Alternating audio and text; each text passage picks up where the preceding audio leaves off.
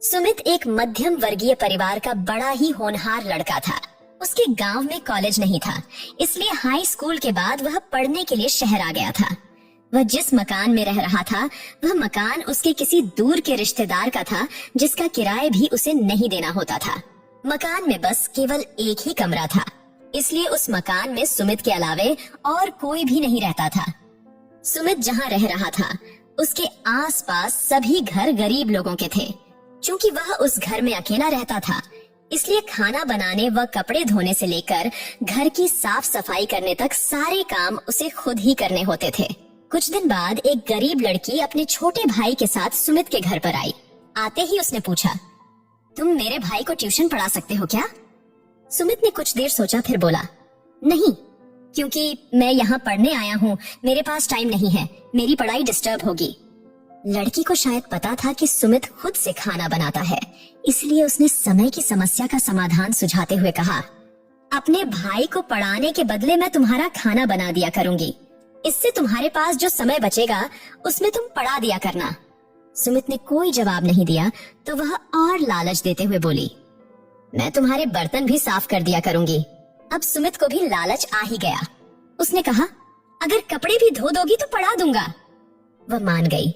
इस तरह उसका रोज घर में आना जाना होने लगा। वह लड़की काम करती रहती और सुमित उसके भाई को पढ़ा रहा होता। सुमित की उस लड़की से ज्यादा बातें नहीं होती थी। उसका भाई 8वीं कक्षा में था, पढ़ने में खूब होशियार था। इस कारण उसे पढ़ाने में सुमित को ज्यादा माथापच्ची नहीं करनी पड़ती थी।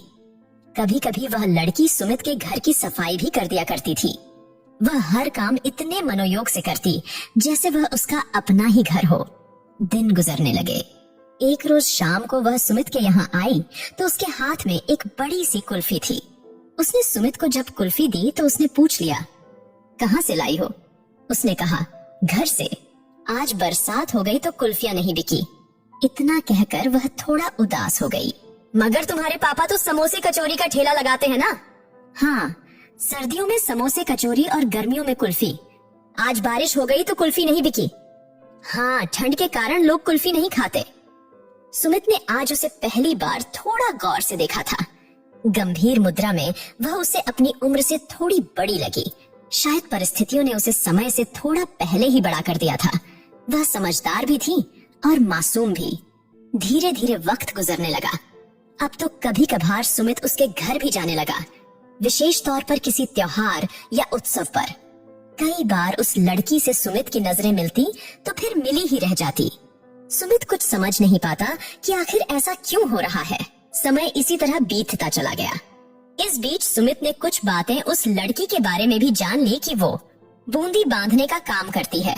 बूंदी मतलब किसी ओढ़नी या चुनरी पर धागे से गोल गोल बिंदु बनाना। बिंदु बनाने के बाद चुनरी की रंगाई करने पर डिजाइन तैयार हो जाती है।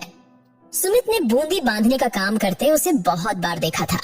एक दिन उसने उससे पूछ लिया, ये काम तुम क्यों करती हो? इसके पैसे मिलते हैं। क्या करोगी पैसों का?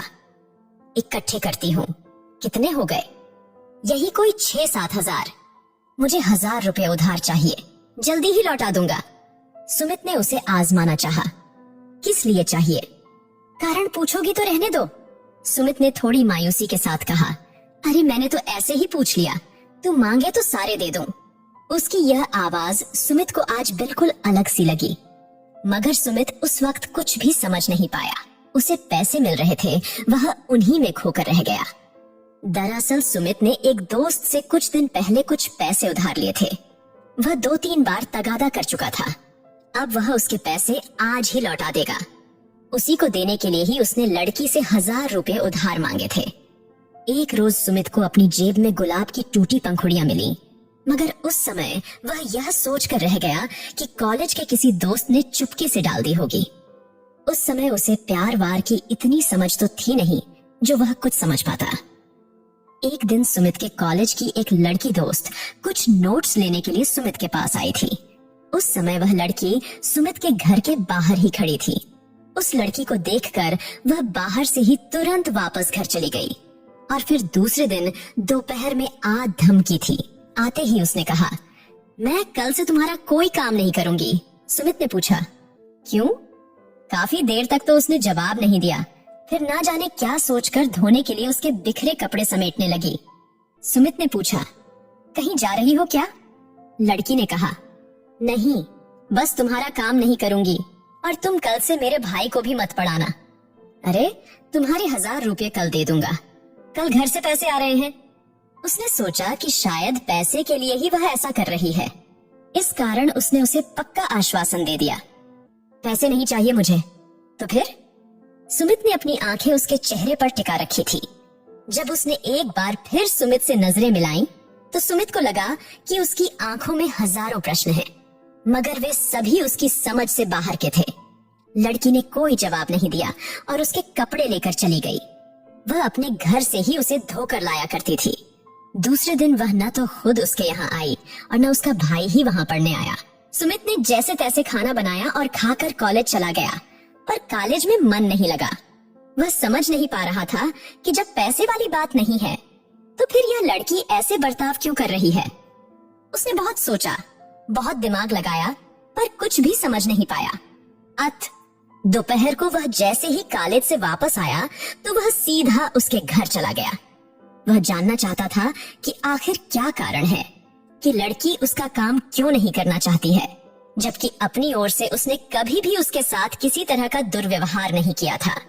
घर में अकेली लड़की को देखकर उसका फायदा उठाना तो दूर, वह पढ़ने पढ़ाने में इतना मशगूल रहता था कि उसने पहली बार उस लड़की को ठीक से देखा भी तो उस दिन, जिस दिन वह कुल्फी लेकर उसके घर आई थी। सुमित जब उसके घर पहुंचा तो उसे पता चला कि वह लड़की बीमार है। वह एक छप्पर में चारपाई पर अकेली लेटी थी। घर में उसकी मम्मी थी जो काम में लगी थी। सुमित जब उसके पास पहुंचा तो उसने करवट लेकर अपना मुंह फेर लिया। सुमित ने पूछा, दवाई ली क्या? लड़की ने कहा, नहीं। उसने बिना सुमित की तरफ देखे एक छोटा सा जवाब दिया। सुमित ने पूछा, क्यों नहीं ली? लड़की ने कहा, मेरी मर्जी, तुम्हें इससे क्या?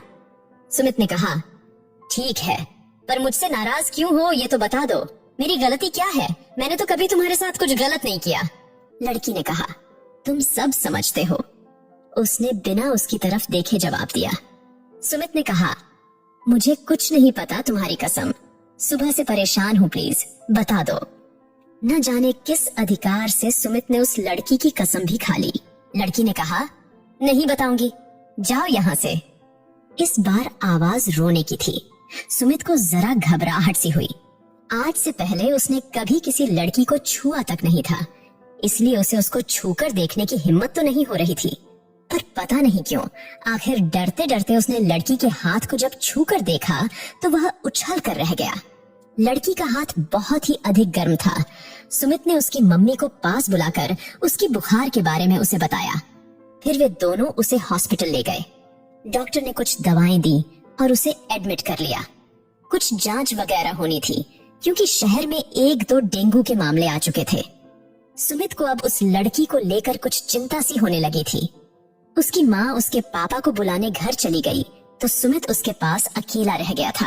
बुखार जरा कम हो गया था। वह लड़की गुमसुम सी लेटी थी। वह दीवार को एकटक घूर रही थी। सुमित ने उसके चेहरे को सहलाया तो लड़की की आंखों में आंसू आ गए। उसे रोते देख सुमित की आंखें भी भीग गईं। सुमित ने भरे गले से पूछा, बताओगी नहीं? लड़की ने आंखों में आंसू लिए मुस्कुराकर कहा, अब बताने की जरूरत नहीं है, मुझे पता चल गया है कि तुम्हें मेरी परवाह है ना? सुमित के होठों से अपने आप ही एक अल्फाज निकला, बहुत। बस अब मैं यदि मर भी जाऊं तो मुझे तुमसे कोई गिला शिकवा नहीं रहेगी। उसने सुमित की हाथ को कसकर दबाते हुए कहा। उसके इस वाक्य का कोई भी जवाब सुमित की लबों से तो नहीं निकला, मगर उसकी आंखें शायद उस लड़की के जवाब को संभाल न सकी और बेचारी बरस पड़ी।